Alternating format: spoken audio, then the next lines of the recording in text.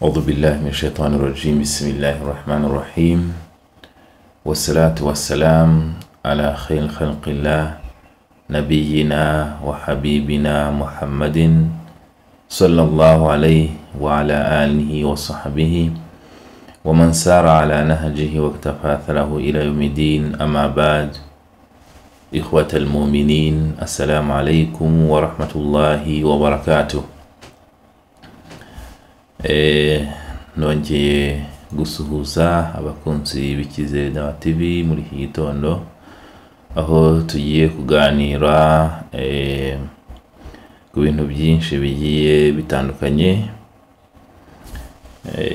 Hari amasomo tubagezaho, amasomo y'idini, ku nyigisho z'idini ya Islamu.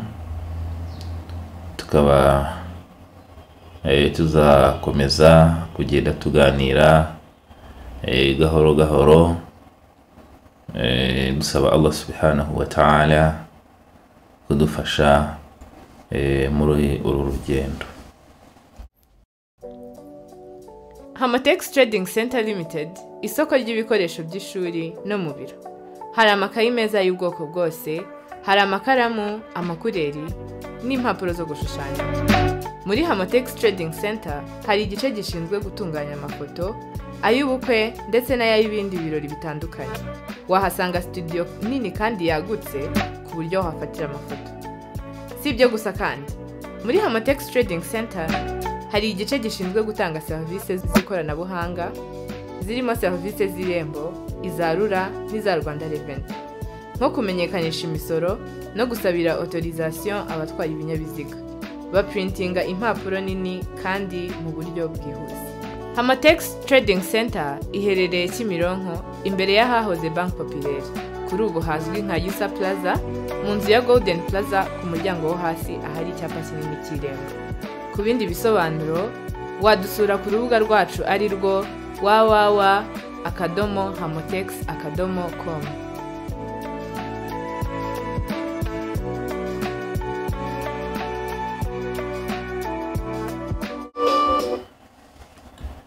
Reka rero dutangire n'imirongo iboneka mu juzu rya 9 surati Al-A'raf. Iyi mirongo tugiye kurebera hamwe ikaba ari imirongo mitagatifu ya Qur'an, aho tugiye kurebera hamwe urugendo Musa yagize rw'amajoro 40, maze agasiga umuvandimwe we Aron nk'umusigire, akamusiga nk'umusigire we mu muryango we. Izi aya rero muri hangana tuzisome kugira ngo zitugirire umumaro twese. أعوذ بالله من الشيطان الرجيم. بسم الله الرحمن الرحيم. وواعدنا موسى 30 ليلة وأتممناها ب10 فتم ميقات ربه 40 ليلة.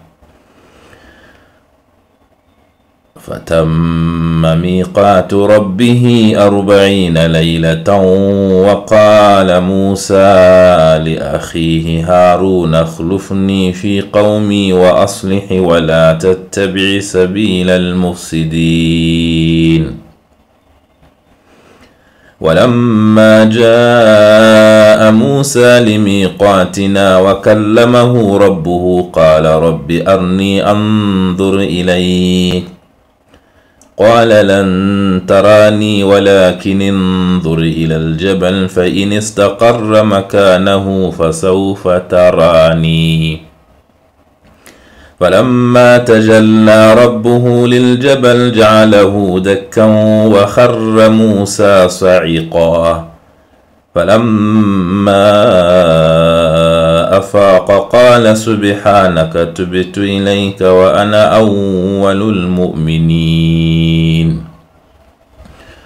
قال يا موسى إني اصطفيتك على الناس برسالاتي وبكلامي فخذ ما آتيتك وكن من الشاكرين وكتبنا له في الألواح من كل شيء موعظة وتفصيلا لكل شيء فخذها بقوة وأمر قومك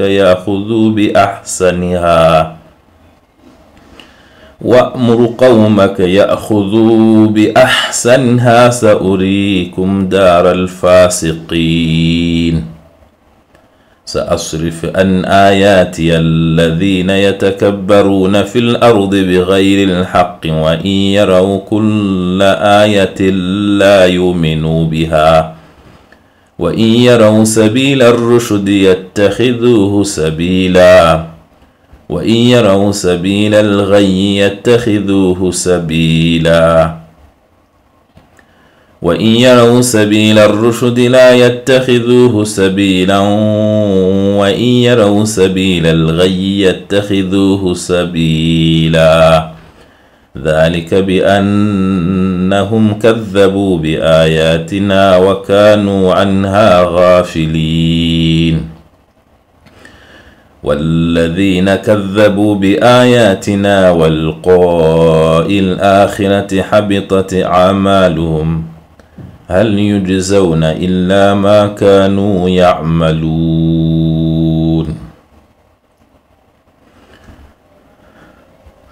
صدق الله العلي العظيم.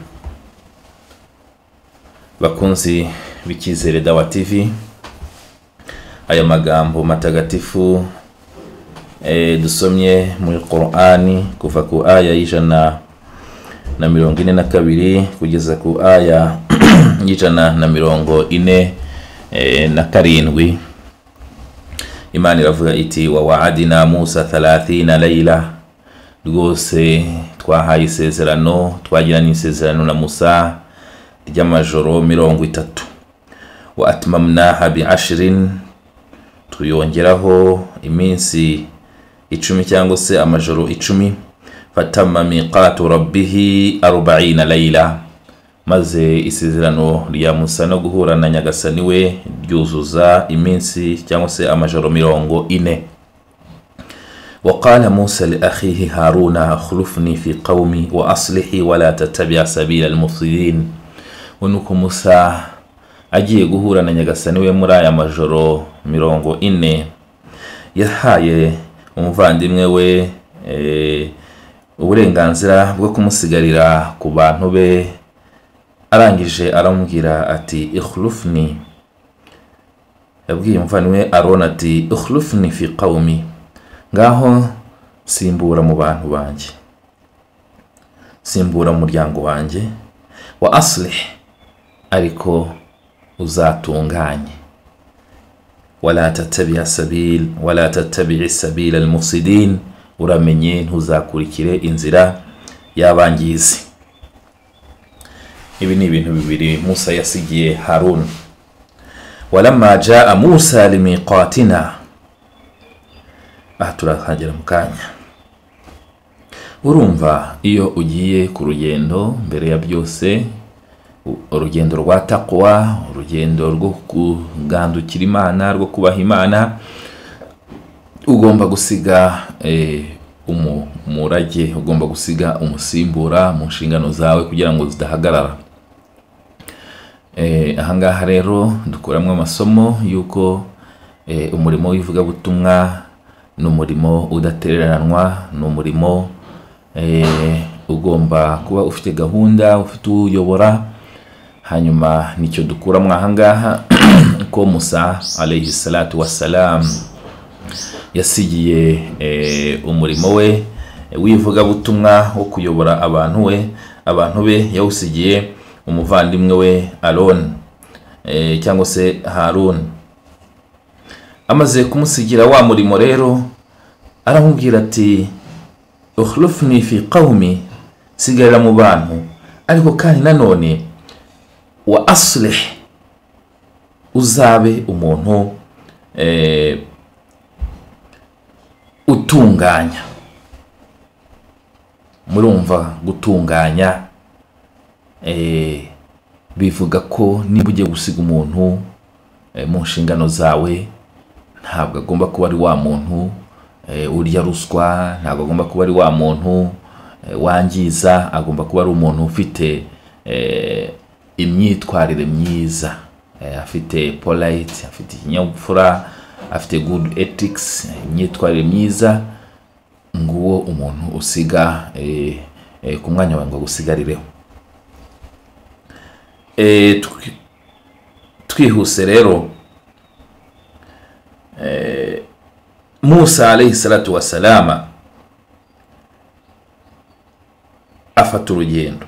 Walamma jaa Musa limiqatina, ngo Musa aje aho twari twasezeraniye guhura. Miqat ubundi bivuga ahantu hari precise, ahantu uri buze guhurira n'umuntu. Wakallamahu Musa, wageze aho twagombaga guhurira, Imana iye iramuvugisha. Qala Rabbi arni anzur ilayka. Musa yasabye Imana. Ese mwamuzi ikintu yamusabye? Musa yasabye Imana yasabye kubona Imana. Aravuga ati qala Rabbi arni anzur ilayka. Mana nyagasani, nyereka nkubone n'amaso yanjye. Qala lan tarani. Imana amubwira ati ntushobora kuzambona. Walakin inzur ila aljabal, ahubwo reba uriya musozi. Fa in istaqarra makanahu, umusozi nuwureba ukabona ugumye ukuri, fasawfa tarani, icyo gihe ngo hayisezerana ko ushobora kuzambona. Falamma tajalla rabbuhu liljabal ja'alahu dakka wa kharra Musa sa'iqa. Hanyuma nyagasani we yiyeretse kuri wa musozi ja'alahu dakka,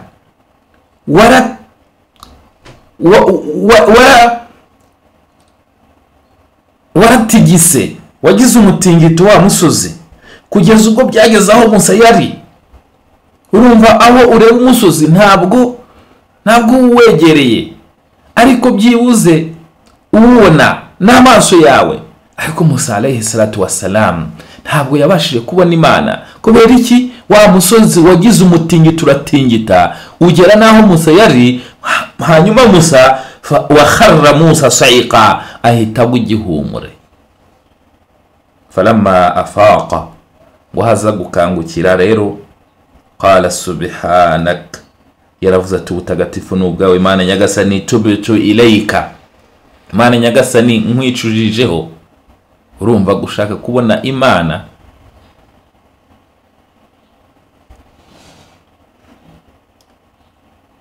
ntago byoroshye. Wa ana awwalul mu'minin. Falamma afaqa qala subhanaka tubtu ilayka wa ana awwalul mu'minin. Yakangutse yicuza, asaba Imana imbabazi, aravuga ati Mana subhanaka, ubutagatifu n'ubwawe, nitubitu ilayka, ndakugarukiye nkwicurijeho Mana, wa ana awwalul mu'minin, nduwa mbere mu bakwemeye. Yani ibi bigaragaza ko Musa kusaba kubona Imana byari kugira ngo bimwongerere ukwemera. Yaratuye yemera Imana ari intumwa, ariko atarayibona, afite wenda gushidikanya muri we. Asaba Imana kugira ngo ayibone. Hanyuma Imana iramubwira iti lan tarani, ntushobora kumbona. Walakin dhul aljabal, ahubwo reba uriya musozi. Fa in istaqarra makanahu, nuramuka umusozi ubonye ugumye uko nta gihindutse kuri we, fasawfa tarani, uzambona. Ariko falamma tajalla rabbuhu aljabal ja'alahu dakka, Imana yiyeretse wa musozi wa musozi wagize ubwoba. Aha ni hahandi batubwira ko ibimenyetso bya Allah subhanahu wa ta'ala dalla wujuduhu ayatuhu wa makhluqatuhu, ibimenyetso bigaragaza kubaho kw'Imana, ibimenyetso bigaragaza kubaho kw'Imana n'ibiremwa byayo bigaragaza kubaho kw'Imana. Kubera ko Musa yari afite gushidikanya ku Mana, ariko Imana yamweretse kubaho kwayo. Dallati wujuduhu ayatuhu wa makhluqatuhu, ibimenyetso by'Imana n'ibyo yaremye byeretse Musa wujuduhu, byeretse Musa wujudullah, ukubaho kw'Imana kwihari. Hanyuma rero فلما تجلى ربه للجبل جعله دكا وخر موسى صعقا. Imana imaze kwigaragaza kuri ya musozi ukagira ubwoba ugatingita, Musa akagira ubwoba akagwa igihumure.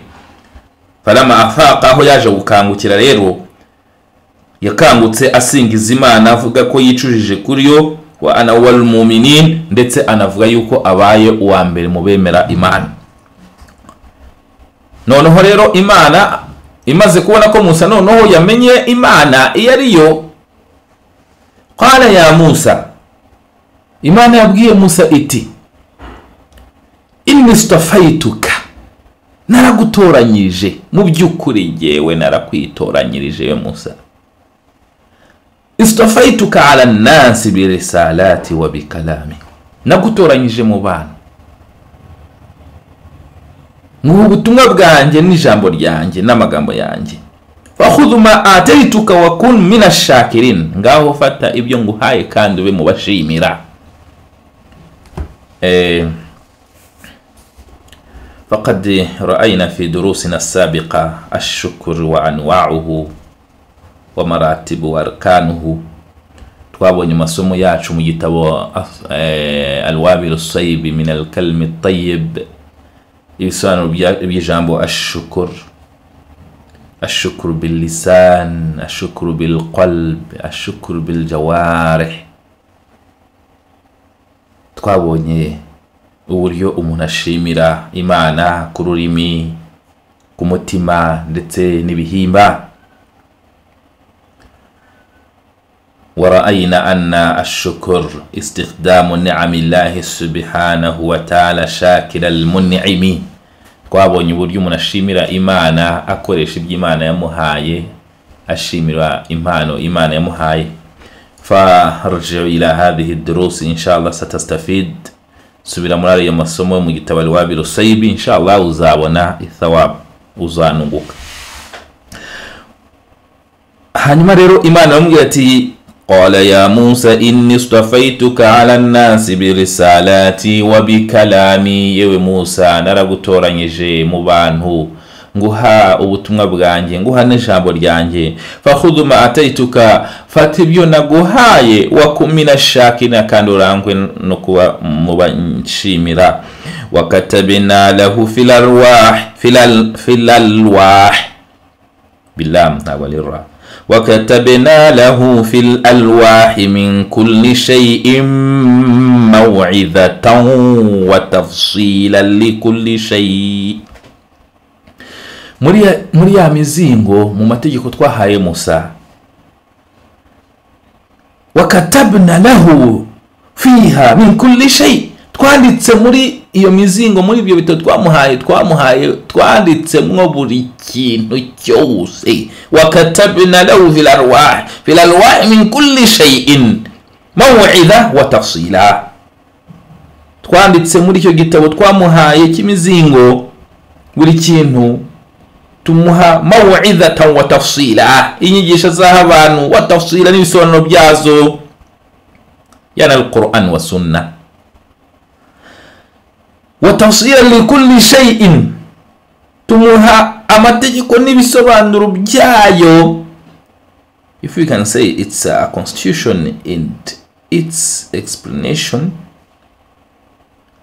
na twamuha amategeko n'ibisobanuro byayo. hanyuma turangire tumubwira tuti fakhudhuha biquwwatin wa'mur qaumaka ya'khudhu bi ahsaniha. Tubwira Musa tuti ngaho khudhuha biquwwa, yafatana imbaraga, take them seriously, take them firmly, with the power, with energy. Fata amategeko tuguhaye uyafatisha imbaraga, uyakomere, uyafatisha ibijigo. Amul qaumaka ya'khudhu bi ahsaniha. Hanyuma kandi ubwira abantu bawe to take the best from them. Mfate aya mategeko abanyura muri yo, yafatane ya'khudhu bi ahsaniha, bayafate neza. Saurikum daral fasiqin. Hanyuma bazatera umugongo nzakwereka ubuturo bwabo.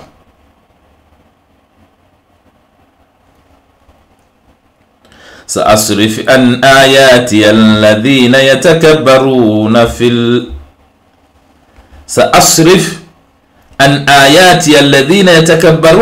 ardi. Nzashyira kure aya zanjye, nzashyira kure ibimenyetso byanjye. Alladhina yatakabbaruna fil ardi bighayri alhaq. Babandi bibona kwisi bitari mukuri, baba nibigira bitangaza kwisi, bariya ibimenyetso by'Imana biri kure nabo, ntibashobora kubona Imana, ntibashobora gusobanukirwa Imana, ntibashobora, kubera iki? Ayatuhu masrufan anhum, ibimenyetso by'Imana n'ukuboko kwayo biri kure yabo, ntibabona Imana.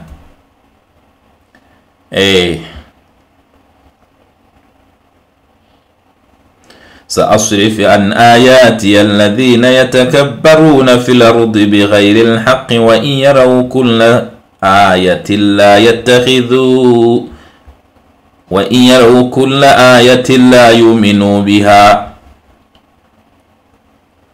Abo bigize ibyigomeka, ibihangange, abiyemizi, abirasi, abo ngabo aya za Allah ntibashobora kuzakira, ziri kure nabo. Ahubwo iyo beretswe aya za Allah ntibazemera. Ikibakubwira abiyemizi, kikubwira abishongora, abirata. Kwishongora ni byiza buriya, wenda reka tuvuga abiyemezi, ariko ngira ngo byose it's synonymous, ni bimwe. Sa'asrifu an ayati alladhina yatakabbaruna fil ardi bighayri alhaq. Abo biyemera rero, abo bikuza, bigira ibyigomeke, abigira ntakoreka, aya zacu tuzazishyira kure yabo. Wa yaraw kulla ayatin la yu'minu biha. Ndetse niyo beretswe aya zacu ntabwo bazemera. Wa yaraw sabila ar-rushd la yattakhidhuhu sabila. Niyo beretswe inzira y'ubwenge ntibayifata ngo bayikurikire, bayigira inzira yabo.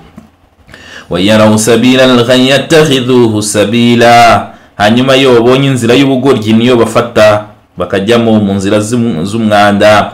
Dhalika bi annahum kadhabu bi ayatina wa kanu anha ghafilin. Impamvu tuzabashyira kure ya aya zacu nukubera iki? Kadhabu bi ayatina, banze kwemera ibimenyetso byacu. Wa kanu anha ghafilin, babitera umugongo. Aha rero harimo amasomo akomeye cyane. والذين كذبوا بآياتنا ولقاء الآخرة حبطت أعمالهم.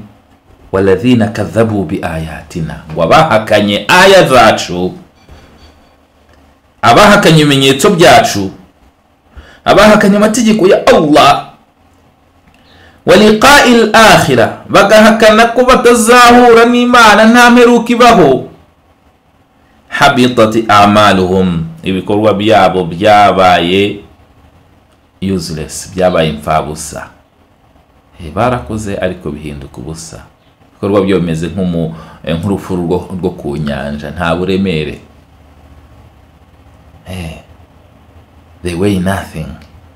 Ibyo bakoze nta they will not harvest. They will not get fruitful from what they made.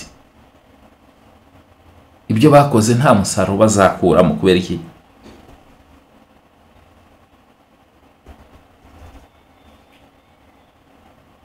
Kubera yuko bateye umugongo, bapinze aya za Allah subhanahu wa ta'ala baribona.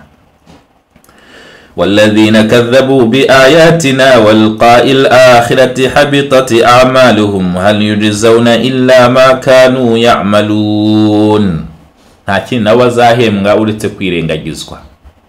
Bazirengagizwa nkuko birengagije aya za Allah.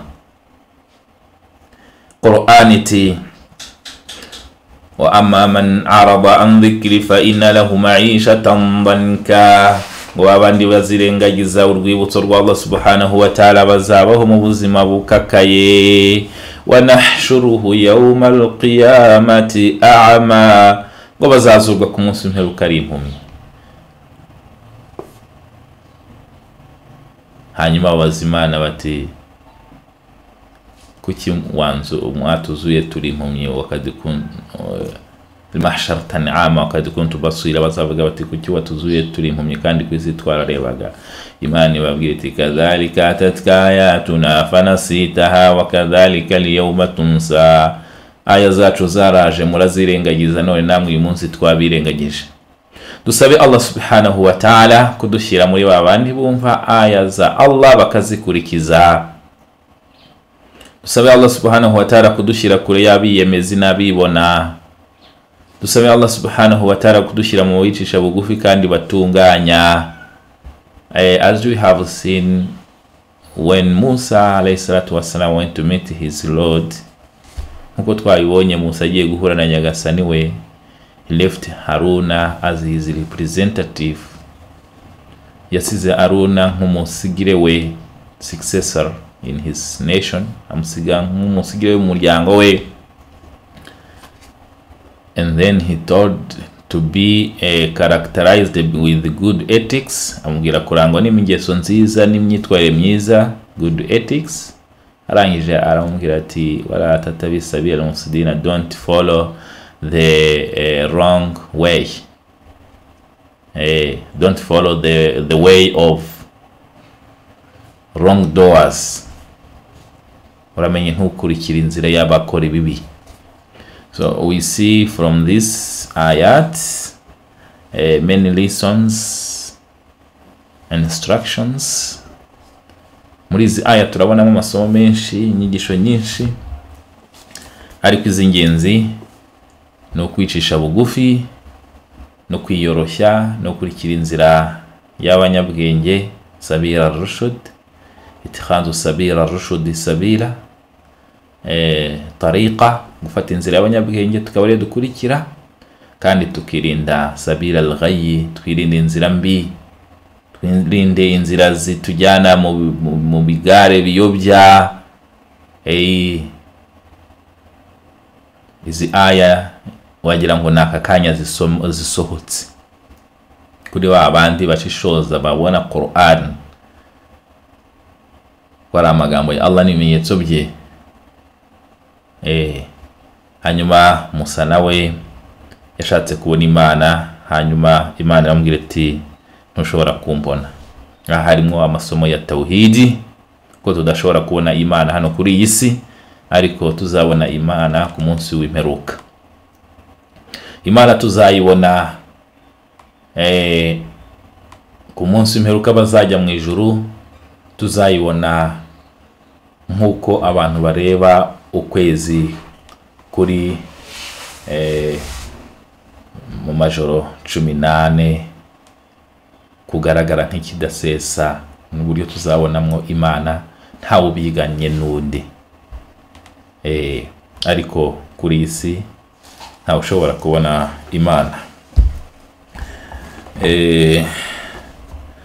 Naha rero tugarukiye, tugira ibyiringiro by'uko Imana ihari, kandi tube abakorera Imana bafite ikhlas, kandi twirinde kuba mu bashidikanya kubaho kwa Allah subhanahu wa ta'ala.